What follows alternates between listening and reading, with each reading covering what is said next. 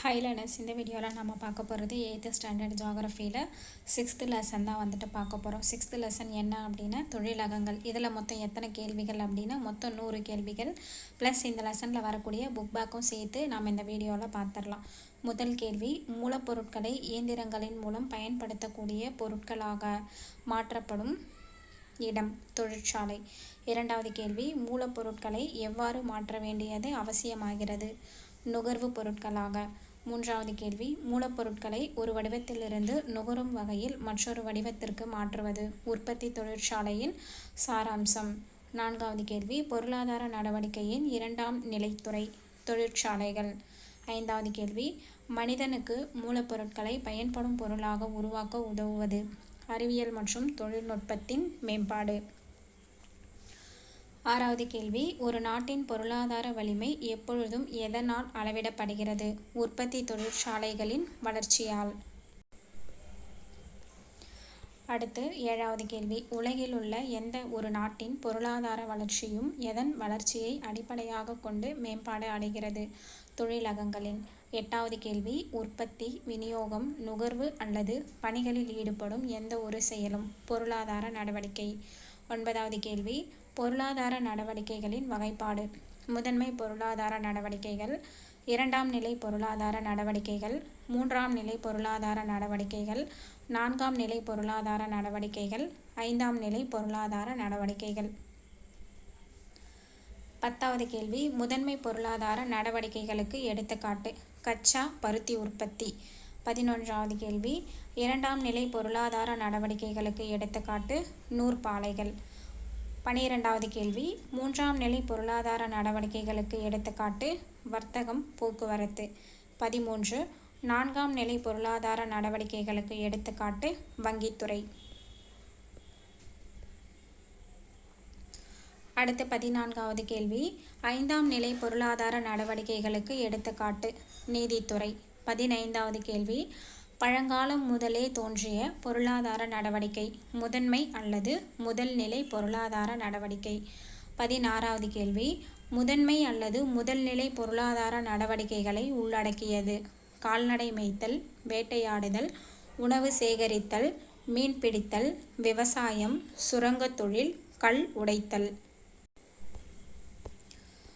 அடுத்து 17வது கேள்வி, இரண்டாம் நிலை பொருளாதார நடவடிக்கைகள் என்பது மூலப்பொருட்களை முறைப்படுத்துதல், உற்பத்தி மூலம் பயன்படும் பொருட்களாக மாற்றம் செய்வது. 18வது கேள்வி, அடுமனைகளில் மாவுகளை ரொட்டியாக மாற்றுவது எதற்கு எடுத்துக்காட்டு? இரண்டாம் நிலை பொருளாதார நடவடிக்கை. 19வது கேள்வி, உலோகங்கள் மற்றும் நெகிழிகளை முறைப்படுத்தி வாகனங்களாக மாற்றும் தொழிற்சாலைகள் எதில் அடங்கும்? இரண்டாம் நிலை பொருளாதார நடவடிக்கை. 20வது கேள்வி, இரண்டாம் நிலை பொருளாதார செயல்பாடு உள்ளீடுகள், முறைப்படுத்துதல், முடிவுற்ற பொருட்கள் அதாவது வெளியீடு. 21வது கேள்வி, மூன்றாம் நிலை பொருளாதார நடவடிக்கைகள் எதை அளிக்கிறது? அத்தியாவசிய சேவைகளை. 22, தொழிலகங்கள் இயங்குவதற்கு உதவி புரிவது மூன்றாம் நிலை பொருளாதார நடவடிக்கை. 23வது கேள்வி, மூன்றாம் நிலை பொருளாதார நடவடிக்கை வேறு எவ்வாறு அழைக்கப்படுகிறது? சேவைகள் துறை. 24வது கேள்வி, மூன்றாம் நிலை பொருளாதார நடவடிக்கை உள்ளடக்கிய சேவைகள் போக்குவரத்து, நிதி பயன்பாடுகள், கல்வி, சில்லறை வர்த்தகம், வீட்டு வசதி, மருத்துவம், பிற சேவைகள். 25வது கேள்வி, மூன்றாம் நிலை பொருளாதார நடவடிக்கைகளின் கீழ் வருவது பள்ளி. 26, மூன்றாம் நிலை பொருளாதார நடவடிக்கைகள் எத்தனை பிரிவுகளாக பிரிக்கப்பட்டுள்ளது? 2 பிரிவுகளாக. 27வது கேள்வி, மூன்றாம் நிலை பொருளாதார நடவடிக்கைகளின் 2 பிரிவுகள் நான்காம் நிலை, ஐந்தாம் நிலை. 28வது கேள்வி, தொட்டுணரவோ அல்லது சேமித்து வைக்கவோ இயலாதது சேவைகள். 29, ஆராய்ச்சி மற்றும் பயிற்சி உள்ளிட்ட தகவல் உருவாக்கம் மற்றும் பரிமாற்றங்களுடன் தொடர்புடையது நான்காம் நிலை பொருளாதார செயல்பாடுகள். 30வது கேள்வி, நான்காம் நிலை பொருளாதார செயல்பாடுகளை வேறு எவ்வாறு அழைக்கிறோம்? தகவல் நுட்ப தொழிலகங்கள். 31, நான்காம் நிலை பொருளாதார செயல்பாட்டிற்கு சிறந்த உதாரணம் தொலைக்காட்சி நிலையத்திலிருந்து ஒளிபரப்பாகும் நிகழ்ச்சிகளை காண்பது. 32 பாக்ஸில் இருக்கக்கூடிய டேட்டா. இந்தியாவின் மிகப்பெரிய துறைகளில் ஒன்று சேவைத்துறை. 33 இந்திய பொருளாதாரத்தின் முதுகெலும்பாக இருப்பது சேவைத்துறை. 34 இந்தியாவின் மொத்த உள்நாட்டு உற்பத்தியில் சுமார் எவ்வளவு சதவீதம் பங்களிப்பினை அளிக்கிறது? அதாவது சேவைகள் துறை 53%. 35வது கேள்வி. தொழிற்சாலைகள், வணிகம், கல்வி மற்றும் அரசாங்கங்களின் உயர்மட்ட அளவில் முடிவெடுக்கும் நிர்வாகிகளை குறிப்பிடுவது. 5ஆம் நிலை பொருளாதார செயல்பாடுகள். 36வது கேள்வி. சுகாதாரம், பல்கலைக்கழகங்கள், அறிவியல் மற்றும் தொழில்நுட்பம் போன்ற துறைகளில் உள்ள உயர்மட்ட அதிகாரிகள் அல்லது நிர்வாகிகள் எவற்றில் அடங்குவர்? 5ஆம் நிலை பொருளாதார செயல்பாடுகள். 37வது கேள்வி. இயற்கையில் சிக்கலானவை எது? தொழிற்சாலையின் அமைவிடங்கள். 38 தொழிலகங்களின் அமைவிடத்தை தீர்மானிக்கும் முக்கிய காரணிகள். மூலப்பொருட்கள், நிலம், நீர், தொழிலாளர்கள், மூலதனம், ஆற்றல், வளம், போக்குவரத்து, சந்தை. இது எல்லாமே தொழிலகங்களோட அமைவிடத்தை தீர்மானிக்கக்கூடிய முக்கிய காரணிகள். 39வது கேள்வி. தொழிலக அமைவிட காரணிகள் எத்தனை பிரிவுகளாக பிரிக்கப்பட்டுள்ளன? 2 பிரிவுகளாக. 40வது கேள்வி. 2 வகையான தொழிலக அமைவிட காரணிகள். புவியியல் காரணிகள், புவியியல் அல்லாத காரணிகள். 41 நீண்ட தூரத்திற்கு கொண்டு செல்ல முடியாதவை. அதிக அளவு மூலப்பொருட்கள், எடை இழக்கும் பொருட்கள். 42 எந்த தொழிலகங்கள் முறையே இரும்புத்தாது மற்றும் கரும்பு கிடைக்கும் இடத்திற்கு அருகிலேயே அமைந்துள்ளன? இரும்பு மற்றும் எஃகு தொழிலகங்கள், சர்க்கரை தொழிலகங்கள். 43வது கேள்வி. கஞ்சமலை எந்த மாவட்டத்தில் அமைந்துள்ளது? சேலம் மாவட்டத்தில். 44 சேலம் இரும்பு எஃகு ஆலையானது இரும்புத்தாது கிடைக்கும் எதற்கு அருகிலேயே அமைந்துள்ளது? கஞ்சமலைக்கு அருகிலேயே. 45வது கேள்வி. மூலப்பொருட்கள் சார்ந்த புவியியல் காரணிகளுக்கு எடுத்துக்காட்டு. சேலம் இரும்பு எஃகு ஆலைகள், அதாவது கஞ்சமலை, சர்க்கரை தொழிற்சாலைகள். 46வது கேள்வி. பெரும்பாலான தொழிலகங்களை இயக்குவதற்கு அடிப்படை மற்றும் அவசியமானது. எரிசக்தி.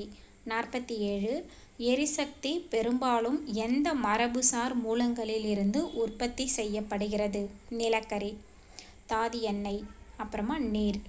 48 தொழிற்சாலைகளின் மின் தேவையை பூர்த்தி செய்யும் அடிப்படை ஆற்றல் வளங்கள். நிலக்கரி, தாது எண்ணெய், நீர். 49வது கேள்வி. தொழிலாளர் சார்ந்த தொழில்களுக்கு அவசியமானது. மலிவான மற்றும் திறமையான தொழிலாளர்கள். 50வது கேள்வி. மனித சக்தி சார்ந்த தொழிற்சாலைகளுக்கு எடுத்துக்காட்டு. தேயிலை தொழிற்சாலை. 51வது கேள்வி. மூலப்பொருட்களை தொழிலகங்களுக்கு கொண்டு செல்வதற்கும் முடிக்கப்பட்ட பொருட்களை மீண்டும் சந்தைக்கு அனுப்பவும் தேவைப்படுவது போக்குவரத்து. 52வது கேள்வி. தொழிலகங்களின் அமைவிடத்தை தீர்மானிப்பதில் முக்கிய பங்கு வகிப்பது போக்குவரத்து. 53வது கேள்வி. எந்த பகுதிகளில் சிறந்த தொழில் மையங்கள் திகழ்கின்றன? நீர்வழிகள், சாலை வழிகள், இரும்பு பாதைகளின் வலைப்பின்னல் கொண்ட பகுதிகளில். 54 முடிக்கப்பட்ட பொருள்கள் சந்தைக்கு எடுத்துச் செல்லும் வரை எங்கு வைக்கப்படுகிறது? சேமிப்பு கிடங்குகளில். 55வது கேள்வி. ஒரு தொழிற்சாலையை நிறுவுவதற்கு தேர்ந்தெடுக்கப்பட்ட இடம் எவ்வாறு இருக்க வேண்டும்? நிலத்தோற்றம் சமமானதாக இருக்க வேண்டும்.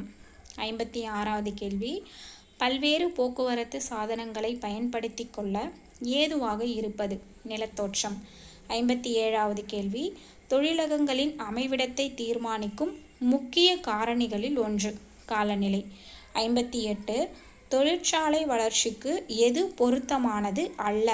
தீவிர காலநிலை. 59வது கேள்வி. பருத்தி நெசவாலை தொழிலுக்கு ஏற்ற காலநிலை. குளிர் ஈரப்பத காலநிலை. 60வது கேள்வி. குளிர் ஈரப்பத காலநிலை எங்கு நிலவுகிறது?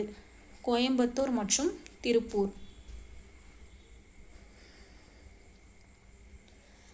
61வது கேள்வி. பருத்தி நெசவு தொழிலகங்கள் எங்கு அமைந்துள்ளது? கோயம்புத்தூர் மற்றும் திருப்பூர் மண்டலத்தில். 62வது கேள்வி, தொழிற்சாலைகளின் அமைவிடத்தை நிர்ணயிக்கும் மற்றொரு முக்கிய காரணி நீர்வளம்.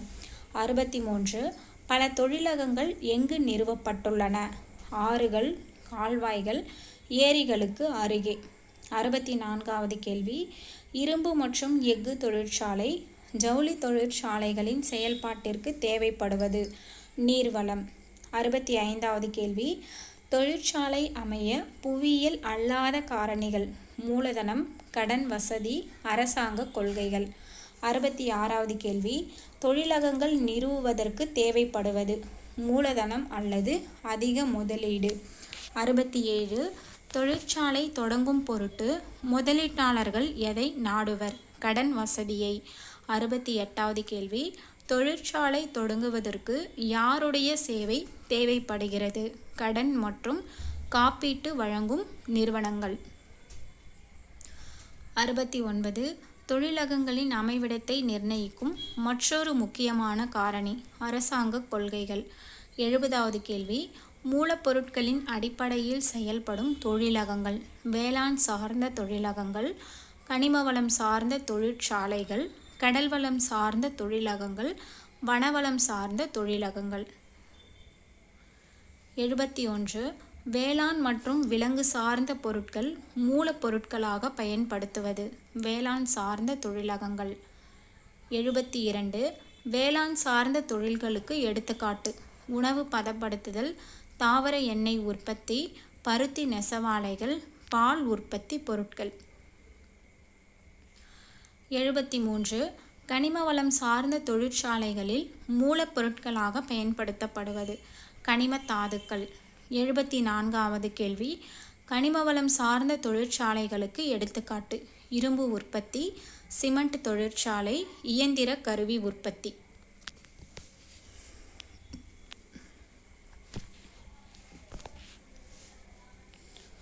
75வது கேள்வி, கடல்வளம் சார்ந்த தொழிலகங்களுக்கு எடுத்துக்காட்டு பதப்படுத்தப்பட்ட கடல் சார்ந்த உணவு, மீன் எண்ணெய் உற்பத்தி.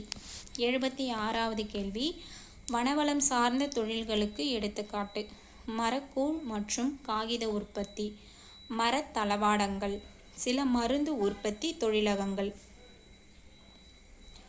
77வது கேள்வி, தொழிலகங்கள் அளவின் அடிப்படையில் எத்தனை வகைகளாக பிரிக்கப்படுகின்றன? 2. 78, அளவின் அடிப்படையில் பிரிக்கப்பட்ட 2 வகையான தொழிலகங்கள் பெரிய அளவிலான தொழிலகங்கள், சிறிய அளவிலான தொழிலகங்கள். 79, பெரிய அளவிலான தொழிலகங்கள் எவ்வளவு மூலதனம் கொண்டு நிறுவப்படுகின்றன? 1 கோடிக்கும் மேல். 80வது கேள்வி, பெரிய அளவிலான தொழிலகங்களுக்கு சிறந்த உதாரணம் இரும்பு மற்றும் எஃகு ஆலை, எண்ணெய் சுத்திகரிப்பு ஆலை, சிமெண்ட் தொழிற்சாலை, நெசவாலை தொழிலகங்கள். 81, ரூபாய் 1 கோடிக்கும் குறைவான மூலதனத்தை கொண்டு நிறுவப்படும் தொழிற்சாலைகள் சிறிய அளவிலான தொழிலகங்கள். 82, சிறிய அளவிலான தொழிலகங்களுக்கு எடுத்துக்காட்டு பட்டு நெசவு மற்றும் வீட்டு உபயோகப் பொருட்கள் சார்ந்த தொழிலகங்கள். 83, இது பாக்ஸில் இருக்கக்கூடிய டேட்டா. உலக பாரம்பரிய வாகன தொழில் மையமாக அறியப்படுவது டெட்ராய்டு நகரம். அது எங்கே இருக்குது அப்படின்னா அமெரிக்க ஐக்கிய நாட்டில் உள்ள மெக்சிகன் மாகாணம். 84, இந்தியாவின் டெட்ராய்டு என அழைக்கப்படுவது சென்னை. 85, உலக புகழ்பெற்ற வாகன தொழிலகங்கள் GM board, Mahindra, Hyundai. 86, Chennai நகரம் நாட்டின் வாகன தொழில் ஏற்றுமதியில் எத்தனை சதவீதம் பங்கினை கொண்டுள்ளது? 60%. 87, சிறிய அளவிலான தொழிலகங்கள் குடிசை தொழில்கள் அல்லது வீட்டு உபயோக பொருள் உற்பத்தி தொழில்கள். 88, கைவினை கலைஞர்களின் குடும்ப உறுப்பினர்களின் உதவியுடன் தயாரிக்கப்படுவது குடிசை தொழில்கள் அல்லது வீட்டு உபயோக பொருள் உற்பத்தி தொழில்கள். 89, சிறிய அளவிலான தொழிலகங்கள் எவ்வாறு வகைப்படுத்தப்பட்டுள்ளன? சிறு தொழில்கள் அல்லது இதர வகை தொழிற்சாலைகள். 90வது கேள்வி, சிறிய அளவிலான தொழிலகங்களுக்கு எடுத்துக்காட்டு. கூடை முடைதல், பானை தயாரித்தல், கைவினைப் பொருட்கள் தயாரிப்பு. 91 உடைமையாளர்கள் அடிப்படையில் தொழிலகங்கள் எத்தனை பிரிவுகளாக பிரிக்கப்பட்டுள்ளன? 4 பிரிவுகளாக. 92 உடைமையாளர்களின் அடிப்படையில் 4 பிரிவுகளான தொழிலகங்கள். தனியார் துறை தொழிலகங்கள், பொதுத்துறை தொழிலகங்கள், கூட்டுத்துறை தொழிலகங்கள், கூட்டுறவுத்துறை தொழிலகங்கள். 93 தனிநபர்கள் மற்றும் தனித்த குழுக்களால் நிறுவப்பட்டு செயல்படுத்தப்படுவது. தனியார் துறை தொழிலகங்கள். 94 தனியார் துறை தொழிலகங்களுக்கு எடுத்துக்காட்டு. Bajaj auto Reliance. 95 அரசுக்கு சொந்தமானவை மற்றும் அரசால் இயக்கப்படுபவை. பொதுத்துறை தொழிலகங்கள். 96 பொதுத்துறை நிறுவனத்திற்கு சிறந்த எடுத்துக்காட்டு. ஹிந்துஸ்தான் ஏரோநாட்டிக்கல் நிறுவனம், பாரத மிகு மின் நிறுவனம், இந்திய இரும்பு எஃகு ஆணையம். 97 அரசு துறை மற்றும் தனிநபர்கள் அல்லது குழுவாகவோ கூட்டாக இணைந்து இயக்கப்படுவது. கூட்டுத்துறை தொழிலகங்கள். 98வது கேள்வி, கூட்டுத்துறை தொழிலகங்களுக்கு எடுத்துக்காட்டு. இந்தியன் ஆயில் ஸ்கை டேங்கிங் நிறுவனம், இந்தியன் சிந்தட்டிக் ரப்பர் நிறுவனம், மகாநகர் வாயு நிறுவனம், மாருதி உத்யோக். 99 மூலப்பொருட்களின் உற்பத்தியாளர்கள், விநியோகிப்பவர்கள் அல்லது தொழிலாளர்கள் அல்லது இவை இரண்டையும் அளிப்பவர்களால் நிறுவப்பட்டு இயக்கப்படுவது. கூட்டுறவுத்துறை தொழிலகங்கள். 100வது கேள்வி, கூட்டுறவுத்துறை தொழிலகங்களுக்கு எடுத்துக்காட்டு. ஆனந்த் பால் ஒன்றியம், அமுல். ஸோ 100 கேள்வி பார்த்துட்டோம். அடுத்து புக் பேக்கில் இருக்கிறது நம்ம பார்த்துருவோம்.